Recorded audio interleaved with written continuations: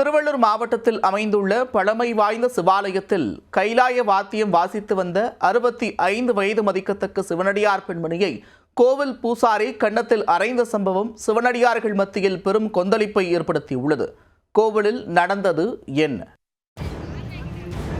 திருவள்ளூரை அடுத்த திருப்பாச்சூர் கிராமத்தில் மிகவும் பழமை வாய்ந்த வாசீஸ்வரர் சிவன் கோவில் அமைந்துள்ளது.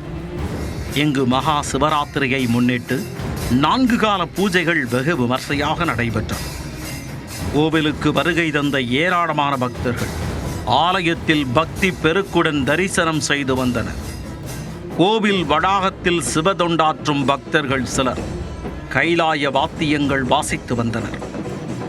அப்போது அங்கு வந்த கோவில் பூசாரி சிவா என்பவரும் அவரது மகனும் கைலாய வாத்தியம் வாசித்துக் கொண்டிருந்த அமலாம்பாள் என்கின்ற 66 வயது சிவனடியாரை ஆலயத்தில் இருந்து உடனே வெளியேறுமாறு வற்புறுத்தியதாக கூறப்படுகிறது.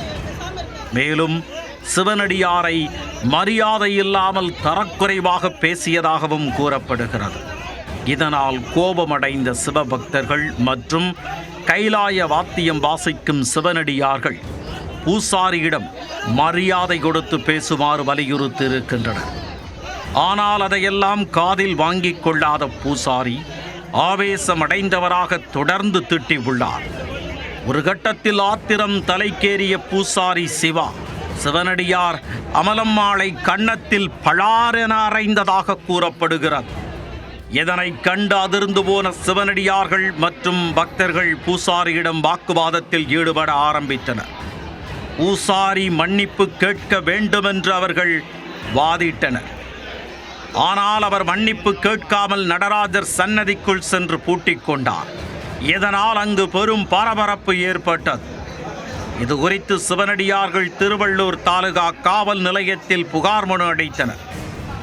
மனுவில் தன்னை தரக்குறைவாக பேசியதாகவும் தான் ஒரு வயதான பெண்மணி என்றும் பாராமல் அடித்ததாகவும் பாதிக்கப்பட்ட அமலம்மாள் குற்றம் சாட்டியுள்ளார். பூசாரி சிவா மற்றும் அவருடைய மகன் மீது தக்க நடவடிக்கை எடுக்க வேண்டுமென அவர்கள் கேட்டுக்கொண்டுள்ளனர்.